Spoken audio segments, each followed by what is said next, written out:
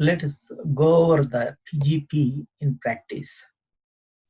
So PGP is pretty good privacy. This tool or technology is used to encrypt the files, and so that the secrecy of the file will be maintained.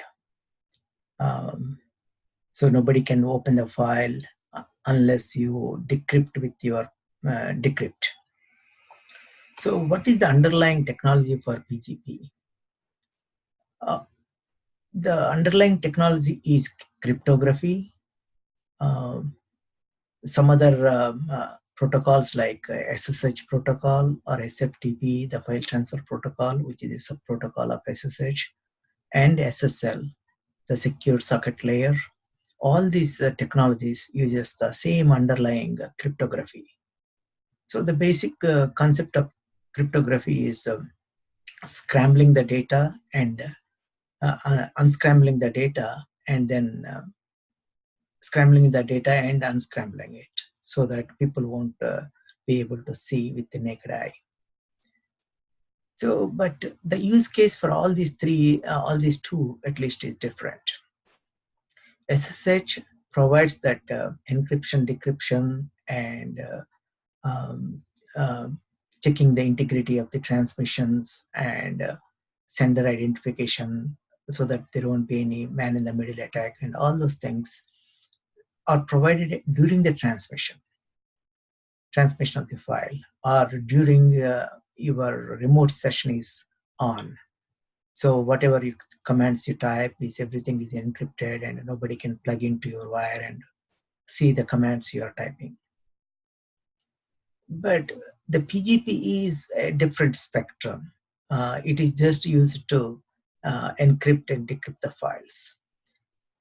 And GnuPGP is the one open source product that is very good for this encryption, decryption of the files. Can go over here and go to the binaries, and if you are in Windows, you can just open this you can download this and install this. I just installed the Windows version.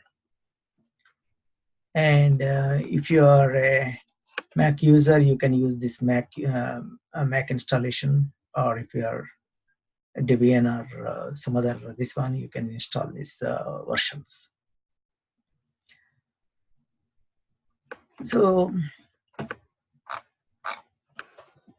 let us go over the PGP here and see what are the different commands available, and how it is used in practice and all that. GPG. Question mark is help.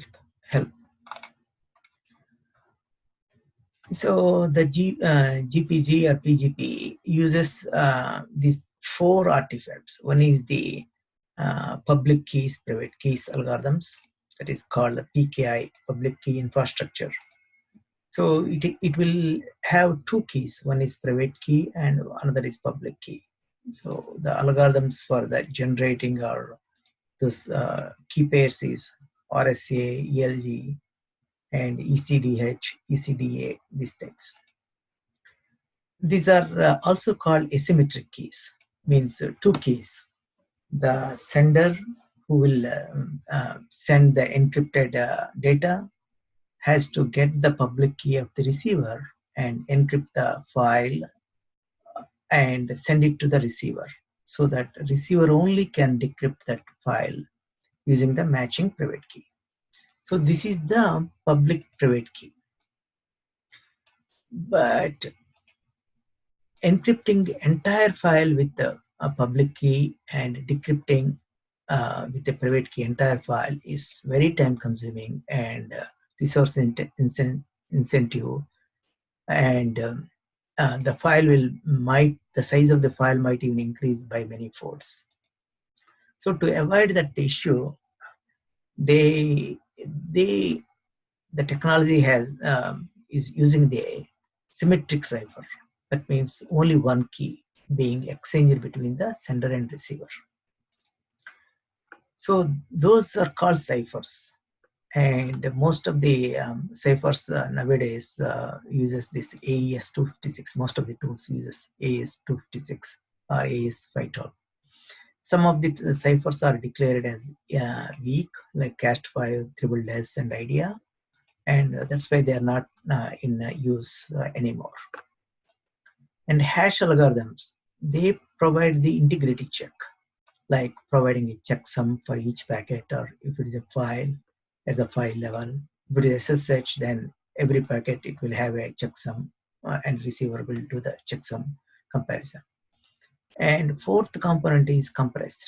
PGP also provides not only the scrambling of the data, it also provides the compression of that scrambled data.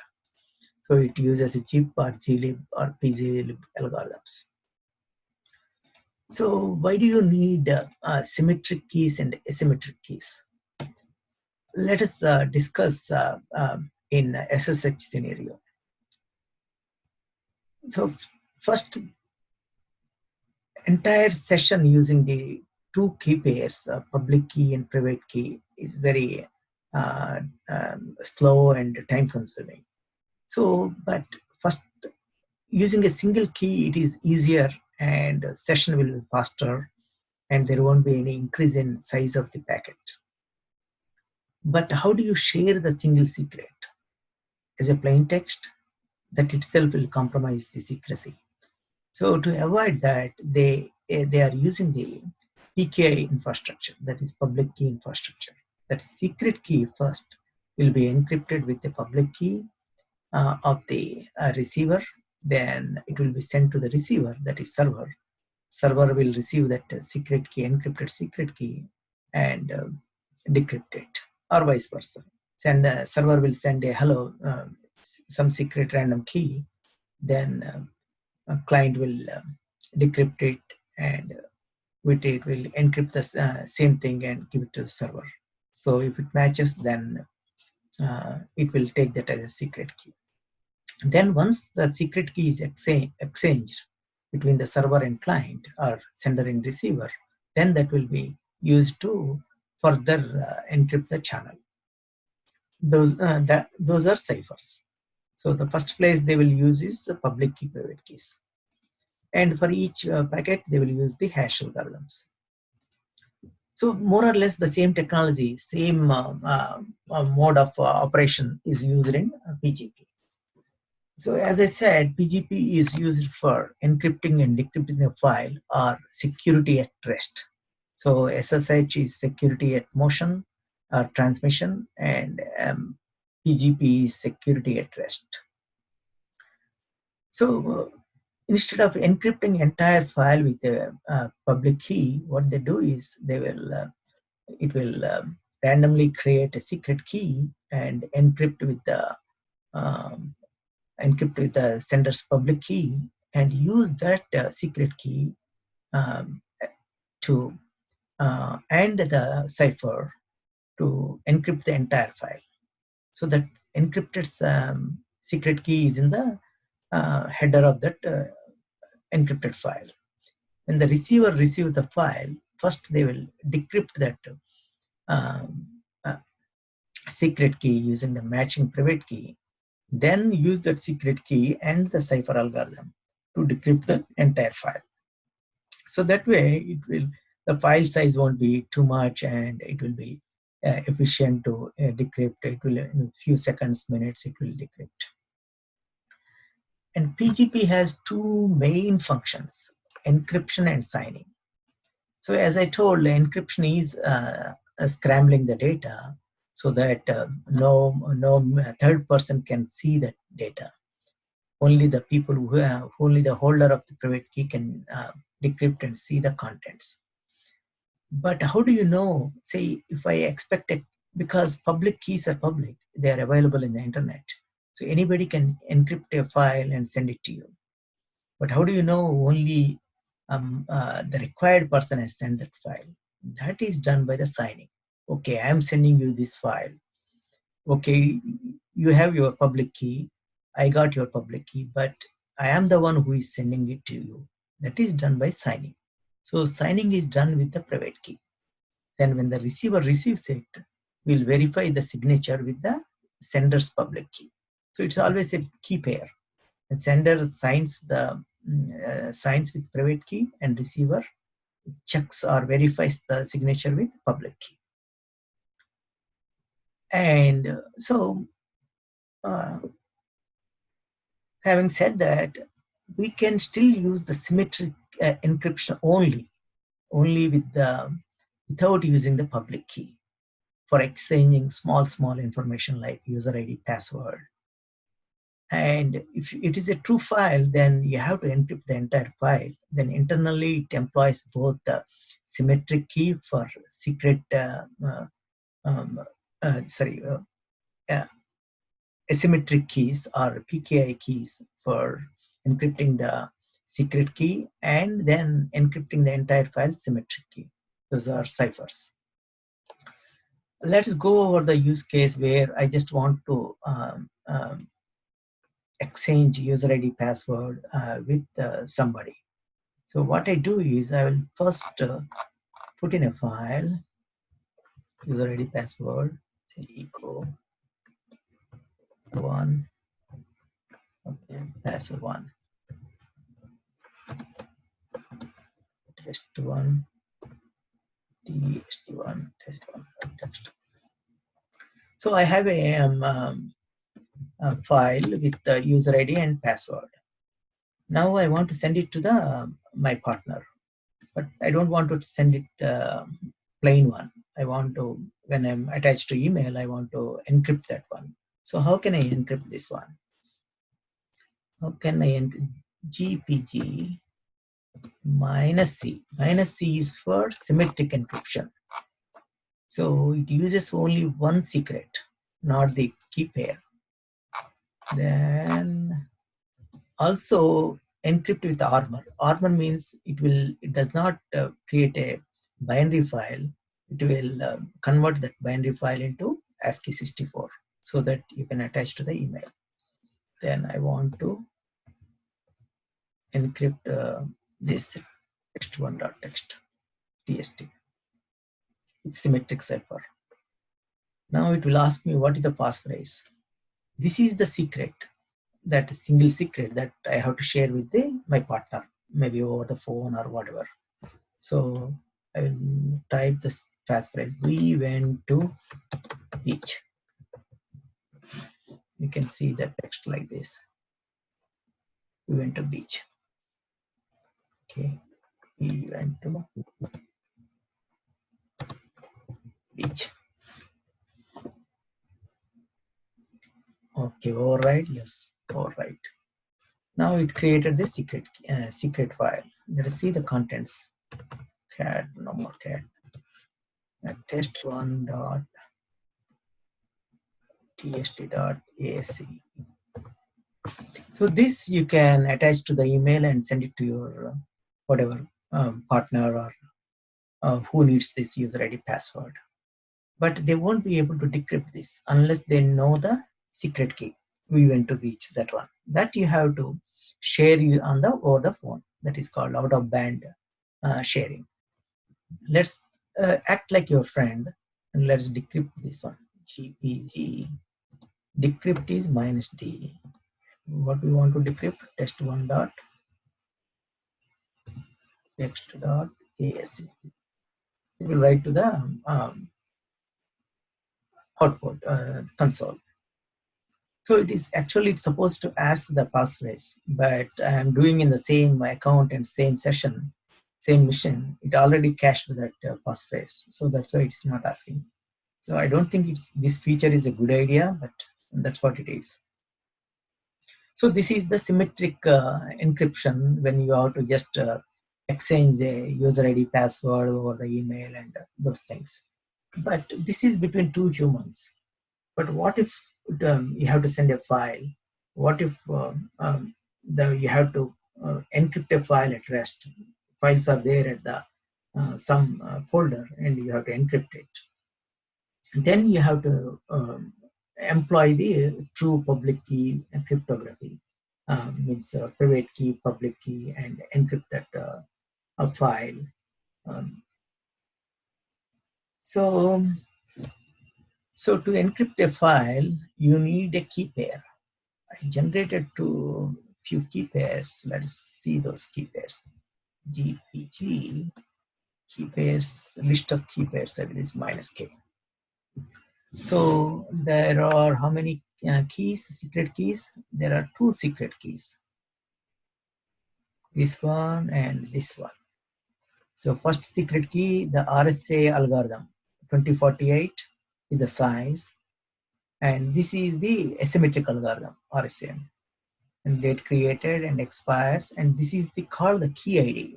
And this is the user ID, the textual thing.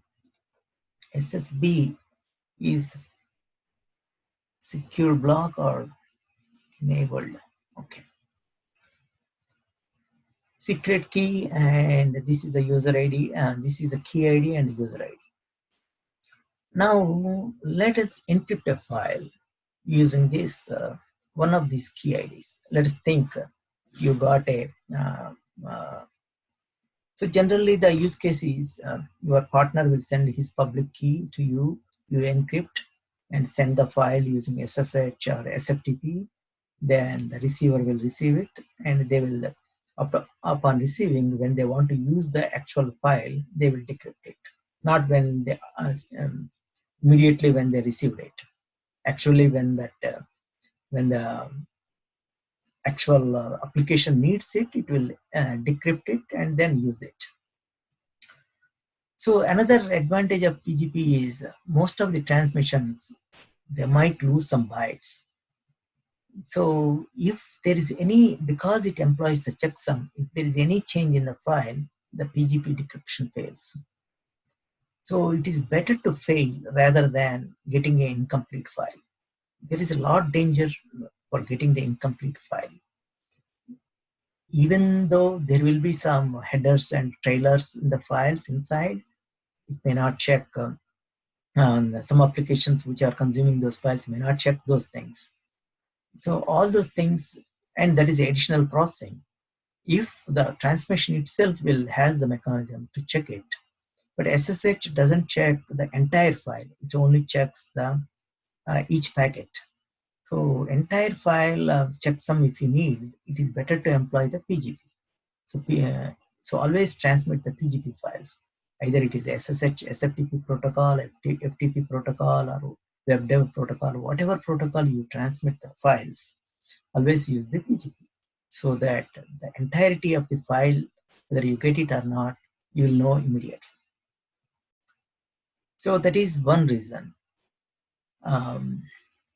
There is a way to even verify the PGP without actually decrypting it. So after immediately receiving the file, you can just verify it without decrypting it. And generally, you will receive the public keys from the partners that you will import into your keyring. Let us act like a partner, and let's take some PGP public key. This is a PGP tutorial from Pittsburgh, University of Pittsburgh. This is a very good one, but it takes a lot of time. When you have time, you can go through this. So let us take this PGP key, import into our keyring. Okay. Not bad.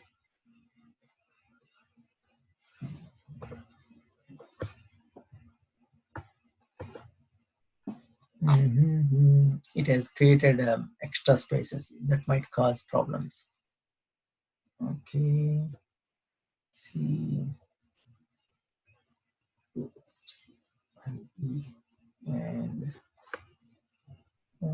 PGP public key. Okay. It should be available here. Now, how do you import into the keyring? PGP, GPG. Okay, import GPG. Okay. export is here, import dash dash dash dash import and file name. What is the file name? PGP public key copy. Okay, import. Okay, CRC error, don't know, invalid packet. Might be because of the spaces and invalid import from failed, invalid keyring, total number of. Let us delete these. Okay, this might take time. These spaces may be causing the problem.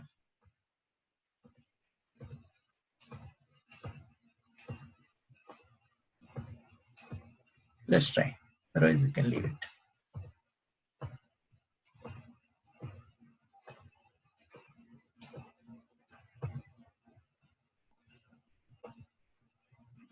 Save, let's try again to import. Okay, now you're successful. So we imported total number of process, public key imported. Okay, invalid header. Oh, it has written this line. So that is that's okay. Still it pardoned us. Now let's see the key rings. GP, GPG minus K. Now we should have that roaming GNU pubring. Okay, where is the other guy? Invalid header key native total number of process imported one native c dot inbox. Where is that guy? That guy is not showing up. Why is that not showing up? List keys. Oh, list only secret keys. Uppercase K is only secret keys and lowercase key. Now I have that guy native one box dot one. I can use this partner's public key to encrypt the file. Let's do that.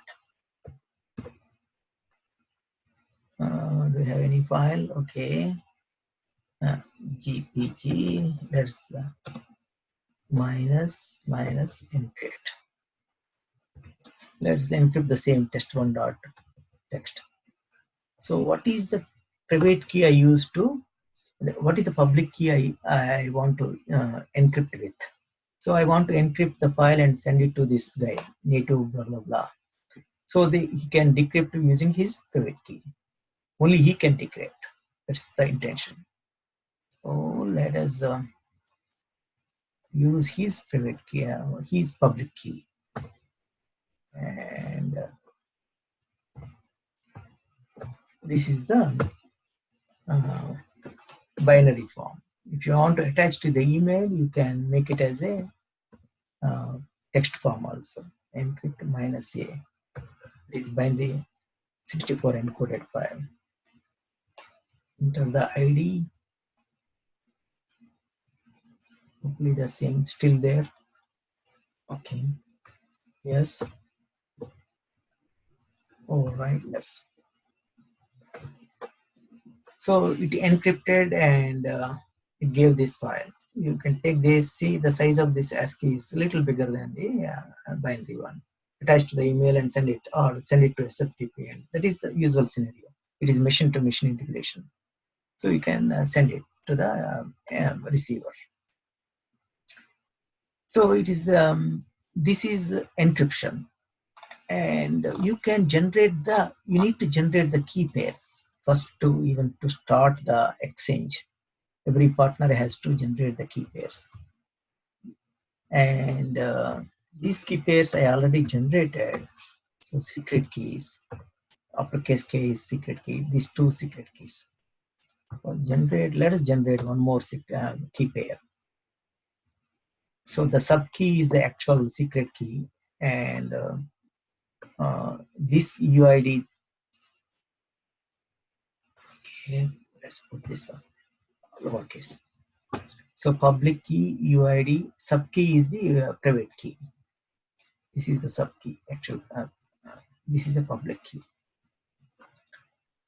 GPG. And what is the flag for generating key pair? Okay, generate key. Okay, dash dash dash. Generate key. Where is that? Generate key. Okay. Generate key.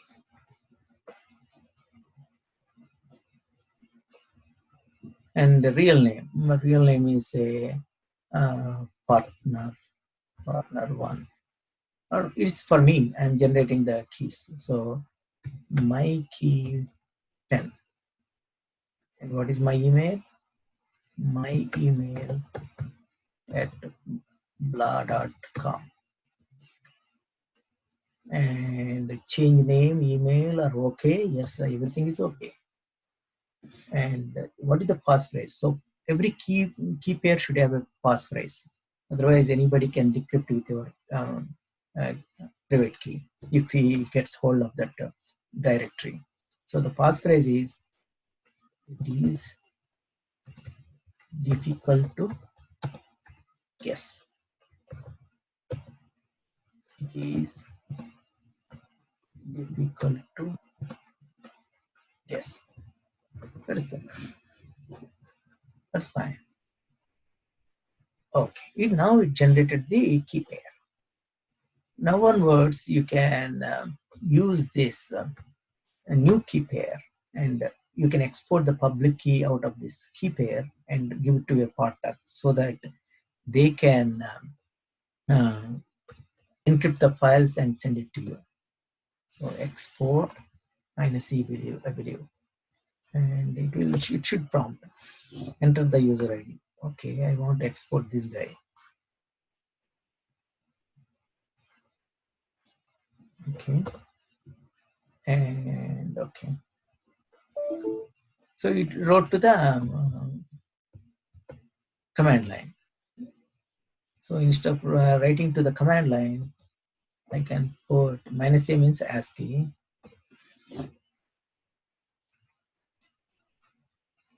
Gone from the buffer. Oh, I should have put that. Random seed file is empty. Come on.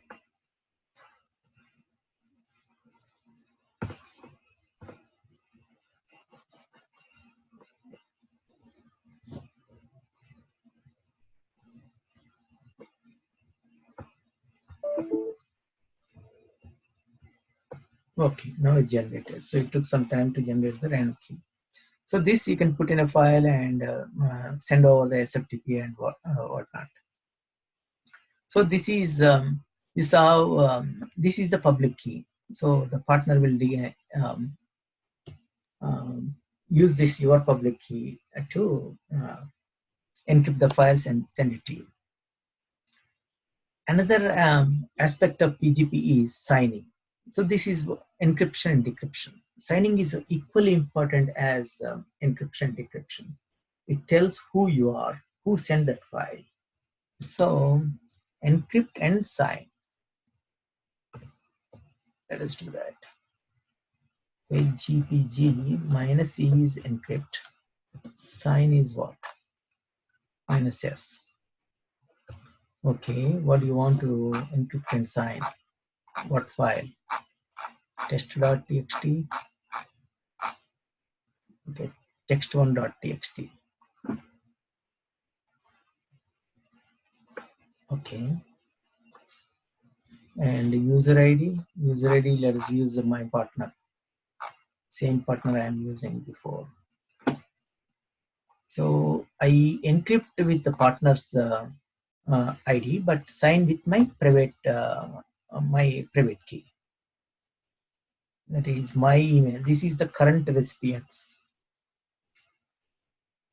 My key 10 dot. Okay. This is the private key that I am trying to sign with. Override, yes. Okay, I totally forgot the. We went to beach. I believe so. Okay, but DAR minus OD. Okay, test1.gpg. That is encrypted one. Okay, now let's decrypt it. Oh, we don't have a partner's private key. We cannot decrypt it to check the signature. So while he is decrypting, he has to verify the signature also. GPG. To verify my signature, you got to have my public key, matching the public key. Verify signature. Where is that? Check signature or verify signature. Something should be there. Check signatures. So when you are decrypting, you have to use that flag. Design key. And another concept PGP uses is web of trust. So the public keys are there everywhere. Sometimes the same entity maintains multiple keys. So I can also generate a fake public key and put in the internet on the name of some blah blah company. So how do you know what is the right public key? What is the correct public key? For that, PGP uses web of trust. If that key is signed by somebody I trust, then I trust that key. If that somebody trusts another key, then I trust that whom he trusts. So it's like a transitive relation. I trust the other guy trusts another guy, then so that I can trust the other guy. So that is for a web of trust, means to make sure that public keys, you don't use public keys over the internet, but that in real business that doesn't happen. They do really send the public key through a secure email or anything. So you don't just go to internet and download or key servers and download the keys. So, but that I don't think that idea really flew that much, web of trust idea. But encryption and signing is really real. Nowadays, you encrypt every file, either in motion or in every file either you store in the disk or you're about to transmit. So that is a very good way of checking the integrity of the file, total file, which SSH lacks or FTP lacks. And nowadays, nobody is using their plain FTP. They should use their FTP with PGP or FTP over SSL. And that concludes this PGP with practical examples. And you can go through the guides. Really, I like this guide in this GPG. Let's go through this guide in this and the English guide. Really go through these symmetric ciphers and public key ciphers. So symmetric cipher is a cipher that uses same key for both encryption and decryption. That is a really good sentence. And public key ciphers, the primary problem with the symmetric cipher is not their security, but with key exchange. Primary, okay, key exchange. Once the sender and receiver have exchanged keys, that key can be used securely to communicate. But what secure communication channel was used to communicate the key itself? So the key itself will be sent using the public key and private key, the secret key itself. Then that secret key can be, once you securely send that secret key, you can employ the symmetric cipher, which is faster and efficient to encrypt the actual payload. So only the secret key is encrypted, decrypted using the public ciphers, public key ciphers like RSA, triple DES, not triple DES, BES, the BSA and the ECDSA and those algorithms. The actual payload, all these SFTP, SSH and SSL and PGP all use the symmetric ciphers to actually encrypt the payload. Hope that helps, and thank you very much.